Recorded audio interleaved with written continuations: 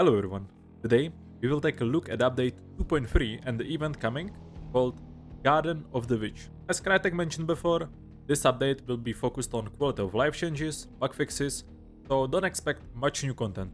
Let's start with a new event overview. We are getting a 3 new weapon variants. First, 1865 Carbine Silencer. So yeah, another silence weapon, but don't worry, there is quite a big nerf to all the silencer, which I'll talk about later. And it also comes with subsonic ammo. Next, we got a new Mosin variant called Mosin Obres Match. Basically a large slot Mosin Obres with a stock. I don't see this weapon being used at all, because it's basically worse, cheaper Mosin, but there are better weapons that are even cheaper than this weapon. I'll explain why in the upcoming video. At least, we are getting a sharp eye variant of this weapon, making it the second long ammo rifle with the Deadeye scope. That's all for the new equipment. Let's talk about the event exclusive traits. This time there is no pacts at all, but we still have the pledge system. And instead of pacts, we have 3 event traits returning. Blademancer that lets you retrieve your throwables, arrows and bolts via dark sight from distance. But this time there is no pullout damage, so it will do no extra damage at all. Then there is a corpse here that gives you dark sight second for looting a dead player, and Gunrunner that lets you carry 2 large slot weapons at once.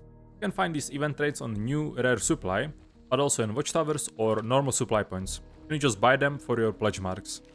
And yes, you can have all of them at once if you have enough pledge marks for them. The rare supply basically has everything. It's marked on the map and is basically a loot room where you can go spend your pledge marks. You can get up to 6 pledge marks every game, but you can also steal enemy pledge marks if you loot their dead body. How to obtain these pledge marks is shown on the screen. Alright, let's get into the balance changes and gunplay changes. All silencers are receiving quite a big nerf, having the damage reduced by 10%. You can see the damage numbers on the screen, but yeah, this affects all the silencers in the game. Now, a little surprise. Instead of revive bolts being scarce, as Dev said, they decided to fully remove it.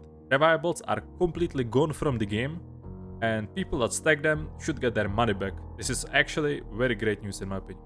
Then some weapon changes. Shot bolt got reduced pellet spread upon penetration, so it should be a bit easier to wallbang with it. The recoil of Nagant Officer Carbine Deadeye got reduced, and the switch speed for New Army and Scottfield pistols got adjusted to the other pistols. If you didn't know, switching to the pistol took twice as long as to other pistols. So finally this is fixed. Bertier, Lebel, Martin and Sparks got their hipfire spread reduced. Bertier got a slight buff, damage going from 130 to 133, and the recoil reduced from 14 to 12. The regular Mosin Obres got damage reduction from 133 to 126, and muzzle velocity is going from 550 to 520, I guess to create a spot for a new variant. Centennial now shoots 0.1 second slower in ADS with the Iron Eye, and Veteli shoots 0.1 second faster with Iron Eye. Cyclone recoil got increased a little, Tukunu velocity is going from 100 to 125 meters per second, and the explosive bolts reserve goes from 10 to 5. Animations of Spectre got adjusted to fit the fire rate increase in the last update, and many melee animations got also adjusted based on if you play lowered or centered crosshair, so just smoother animations. Now let's get into the gameplay changes. First, devs reduced systemic delay of a shot and damage messages between client and the server, and lowered allowed timeout for the hit validation from 800 milliseconds to 450 milliseconds. This should improve situations of receiving damage behind cover with the large delays. This honestly doesn't say much, but we just need to see how it feels. I'm curious about this one. Lightfoot no longer makes crouching silent for solos, and Surefoot no longer increases your crouching speed. Also, Surefoot costs 6 trade points. Fast Finger Straight now finally works with the Minard variants. Also Martini variants. And Bolt Thrower now works with Bomb Launcher and a Bomb Lens.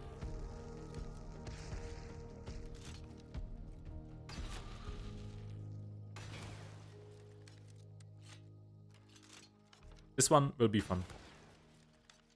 Conduit for solo players now gives you all effects as double. So you get double the heal and double the stamina per clue, which means you get 6 minutes of stamina per clue as a solo with Conduit. That's honestly amazing. Then we got some interaction speed adjustments for Darkseid. So Serpent instead of 10 seconds takes 8 seconds, Remedy from 10 to 8, Poltergeist from 1.5 to 1 second. Hero Leap is going from 3 to 4 seconds, it's gonna take a bit longer. Dark Dynamite Satchel is going from 2 seconds to 1 second, making this way faster activation. We're getting a big rebalance for throwable melee tools. Throwing knives are now weaker against tougher enemies like armored or meathead, and also require headshot to kill horses or cows in one hit. Throwing axes are stronger against emulators and armoreds, and also getting a third axe instead of two. And spear is made stronger against armoreds and meatheads, and also getting price reduction to $80.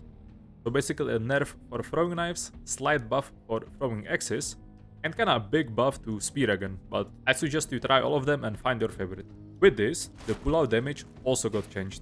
First, the Blademancer no longer does pullout damage as I mentioned before, but the manual unstick damage is increased from 14 to 42. That is against players and general AI. The devs reduce the pullout damage on bosses, but also remove the damage reduction for melee tools against bosses. Dark Dynamite Satchel can now be disarmed and picked up. Concertina plus Poison Trip Mines should consistently kill players now, and Bear Traps got damage reduction from 82 to 54. Now, many people will not like this one, but big stamina shots and big regeneration shot is going from 10 minutes to 7 minutes, so you will need to think more when you use one. Big stamina and regen goes from 5 minutes to 4 minutes, but antidote shot is unchanged. Compensate this change, stamina traits like Greyhound is going to cost 2 trade points, Determination is gonna cost 1 trade point, which I think is a great compliment. Explosives now explode on a contact of a burning hunter and monsters, as well as fires and emulators and all that. Personally, I'm not a big fan of this one because you can make insta-kill nades, but we'll see how it goes. Uppercut and Haymaker got price decrease, Crack got a small nerf, extra ammo going from 12 to 10, and increased the price for all its variants. And if you are scared of Minard Fast Fingers with Dum Dum, then don't worry. We are getting a new scarce ammo. And that is Minard Dum Dum and Crown and King Slugs. Dolce FMJ and Dum Dum, Sentinel Dum Dum and Officer Dum Dum still stay scarce, but Conversion Dum Dum and Scottfield Dum Dum are returning to the store. You can now buy Blast Sense and Poltergeist as a trait on default, it's added to the progression. And a huge quality of life change is that you can recruit hunters with 10 upgrade points instead of 3 random traits. This is a great change, you don't have to dismiss the traits and buy new ones, but they all come with 10 trade points.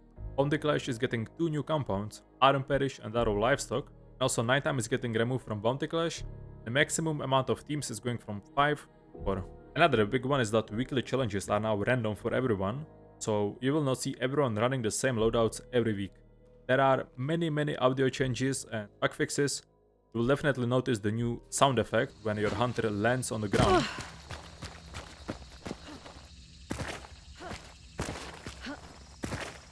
And some new sounds for certain weapons. There is simply too many of them, and most of them they are kinda small, and you probably won't even notice them. But they should make the gameplay a bit smoother. The devs also continue improving the new engine. If you didn't notice, last update with the Post-Malone event, we got a new blood effects, and this update we are getting a new fire effects, and poison effects are coming back. So the fire effects and the particles looks very different now, and honestly it blocks way less screen than before when you are on fire yourself. On the other hand, the poison effect is making comeback, and now your screen will be properly poisoned. So poison ammo gets a slight buff because of this. Wild targets will now spawn 100% of times in a single boss contract, no seal horde, and Rojo got another rework. Now it drops 1 bounty token, and it dies instantly like Hellborn without having to be banished.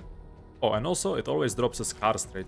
There are many bug fixes for AI and other, but again you will have to read the patch notes because there is just too many. They are kinda small to name in this video, so again I would refer you to the patch notes once it's out. But if you want any specifics or you wanna know more details, ask me in the comments and I'll respond to you. Unfortunately, no Desal this update, but this update seems like a solid step into the hunt getting to the better state again. What do you think? Those are the biggest things in the new update, and now in the background, you can watch what's in the Battle Pass. New skins, new hunters, new custom inspect animations, and more. And if you like this video, don't forget to leave a like and maybe subscribe if you wanna see more content like this.